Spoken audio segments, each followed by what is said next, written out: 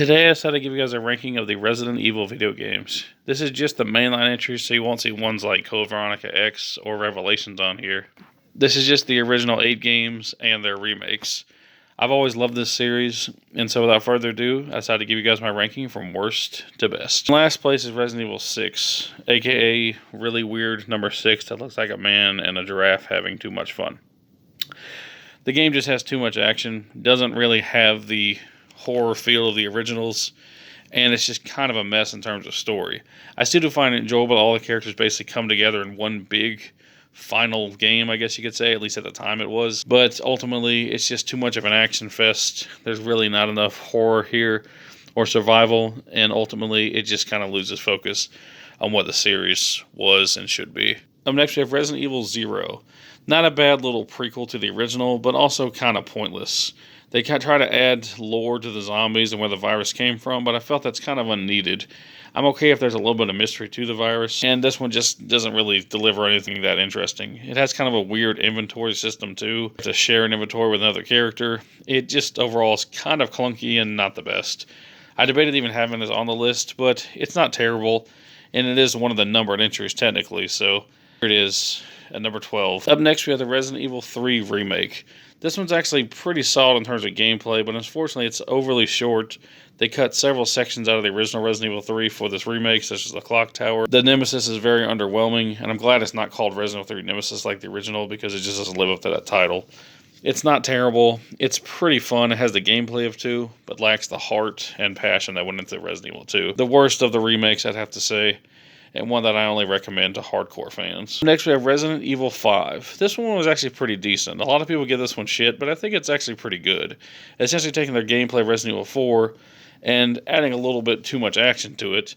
You play as a character named Shiva, as well as the original Chris Redfield from the first game, as you go around Africa trying to fight Umbrella once again. I do like this one, and it had some weird controversy when it came out, which I think was actually ridiculous. But all in all, this one's actually pretty fun, if not a little bit too action-centric. But I do have fun with this one, and I do recommend it for those who are fans of Resident Evil. Up next, we have the original Resident Evil. I actually rather do enjoy this one, and it basically shows these group of characters from the STARS unit entering into a house full of zombies and other horrors. You have to survive the night before the mansion is destroyed. Enjoyable game with some clunky controls, and it is a bit aged and a little bit dated by today's standards. But I still do enjoy the original Resident Evil very much. If you can't get a version of the original, I'd probably say the DS version is the best. Next, we have Resident Evil 3 Nemesis. Much better than its remake. The original Resident Evil shows Jill Valentine try to escape Raccoon City before it's destroyed, all being hunted ruthlessly and relentlessly by the Nemesis, a monster created by Umbrella. This game is great, with an amazing story, the best gameplay of the original 3, but does lack some of the depth of 2. I really do love this game, and I think that it's a proper ending to that PS1 trilogy, and I recommend it to any Resident Evil fan. Up next is Resident Evil 7 Biohazard. This one's pretty cool. It takes place in Louisiana, and I actually lived in Louisiana when I was younger, so it's cool to see Resident Evil enter into that territory. It basically shows this character named Ethan who's looking for his wife when all hell breaks loose in this mansion with this sick, twisted family who have been affected by this virus and has turned them crazy. You have to survive this evil family, as well as several other monsters, in hopes of finding your loved one and surviving the night. It's a great game and a return to horror after the action-centric 5 and 6, and I think this is the best way they could have gone with the series at this point. Up next is Resident Evil 8 Village. I very much do enjoy this one. The only problem that I have with it, it's a little bit samey to Resident Evil 7. You play as Ethan once again, and this time Chris Redfield is along for the adventure as well. You basically go around fighting these horrific monsters in this village, hence the name, and you have to find your loved one once again and try to rescue your daughter as well. A really good follow-up to 7 and a great entry. Just, in my opinion, a little samey to that game, but other than that, I still really do enjoy this one and think it's one of the best of the modern Resident Evil games. Next is the Resident Evil Remake. I really do enjoy this one. It basically took the gameplay of the original Resident Evil back in 1996 and upgraded it for a modern era. The gameplay is much better this time around. The graphics have been greatly improved.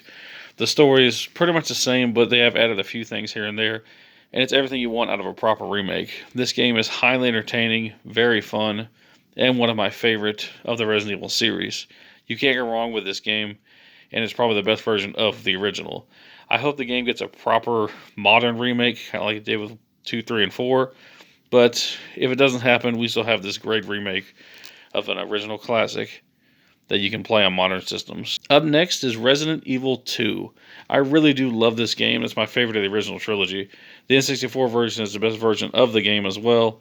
And this time you play as Leon Kennedy and Claire Redfield as you try to survive in the Raccoon Police Department, which is under siege by zombies and other monsters from Umbrella. This game takes place at the same time as Resident Evil 3 and just before the city's destruction. It's one of my favorite in terms of story. It has a great gameplay that holds up even by today's standards. It's a little clunky by modern standards, but it's still pretty damn good. And it introduces my favorite character of the franchise, Leon Kennedy. And this is a great start for anyone who wants to get into the franchise. If you're curious about the original 3, this is the best of those 3. Up next is Resident Evil 4. This was basically the more contemporary version and direction that the series was heading after the original trilogy. The tank controls this time are gone and replaced with over-the-shoulder shooting. You play as Leon Kennedy once again in this village that's overrun by these infected villagers. And you try to take down them and their strange cult and save the president's daughter. It's a great story that is reminiscent of 80s action movies. It's not too heavy in the action like Resident Evil 5. There's just the right amount of horror and action in this game. And it's the natural next step that the series needed to take at that point. This game has been re-released on multiple systems, and it's not hard to see why. It's one of the best horror games out there, one of the best survival games out there, and one of my favorite Resident Evil games. Up next, and with a slight edge, is the Resident Evil 4 remake. That just goes to show how great 4 actually was. When the remake comes out, it only beats it ever so slightly. All the content from 4 is available in the remake, with the exception of a few small parts that have been cut, but they've been replaced with new sections as well, so it has just as much content as the original. Some people didn't like the cuts that they made, but I feel they actually help the story flow better, and overall I think this is a better paced version of the original. Both are great, but I have to give the edge to the remake for the improved gameplay, improved graphics, better pacing, and better additions to the story. All in all, a great remake that just beats out the original by a hair. But none can beat my favorite, Resident Evil 2 Remake. This is the standard that all remakes should follow. This is the best remake I've ever played of any video game.